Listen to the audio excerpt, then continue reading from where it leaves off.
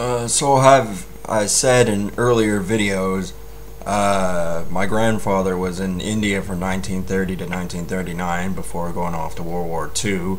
I have relatives on my mother's side who were also in India, probably in a barracks or something like that. I don't know. It's not really easy for me to find that sort of stuff out.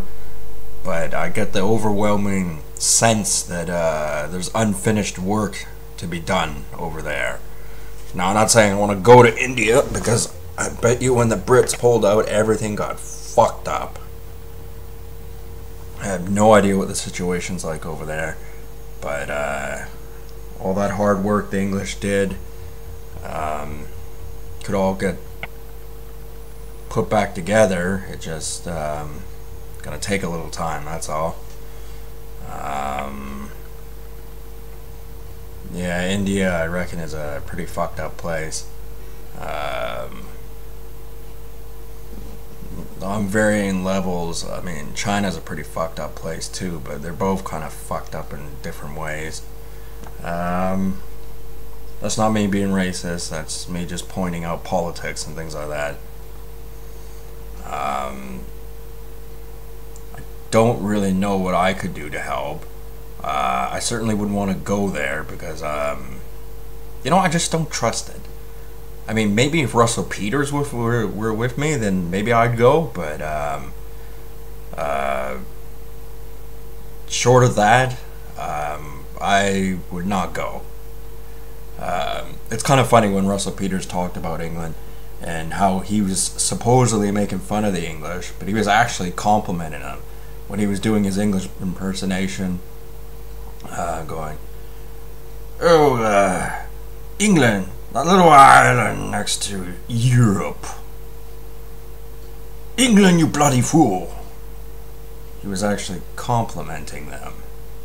A lot of people don't see it that way. They have a different way of interpreting information. But, yeah, that Russell Peters, he's a cool guy. He could be an absolute hard ass in real life. I don't know that. A lot of comedians actually probably are. I hear that guy, whatever his name is, who played the mall cop guy. I hear he's a jerk and he's such a nice guy on TV. I mean, I'm sure he has his reasons, but probably doesn't have to be a jerk, but I mean, whatever. I mean, I'm sure he knows his business a lot better than I do. Anyway, yeah, getting back to potentially going to India. I would contemplate the idea of doing so, depending on certain circumstances, and I'm certainly not going in there blind.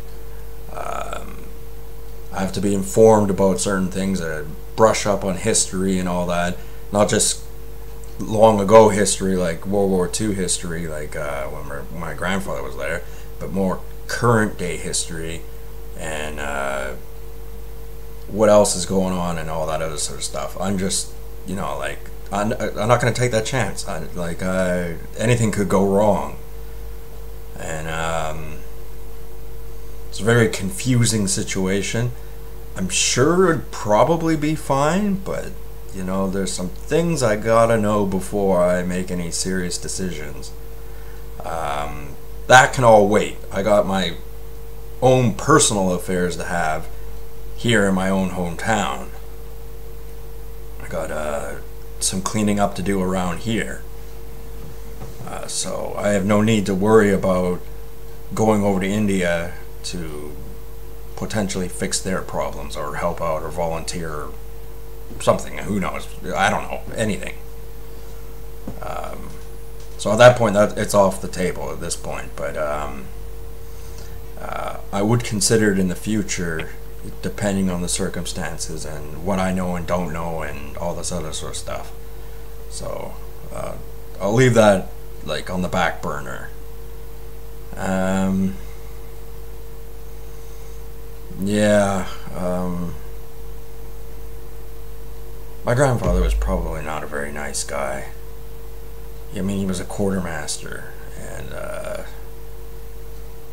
sergeant major, so he probably was a hard ass.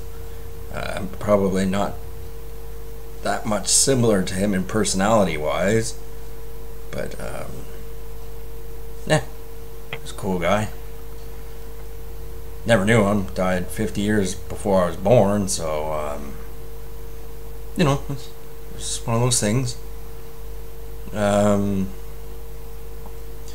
Yeah, so this is my video on it. I have no further details that I know of, so I don't know what else to say, so I'll just end the video here. Good day, or night, or whatever.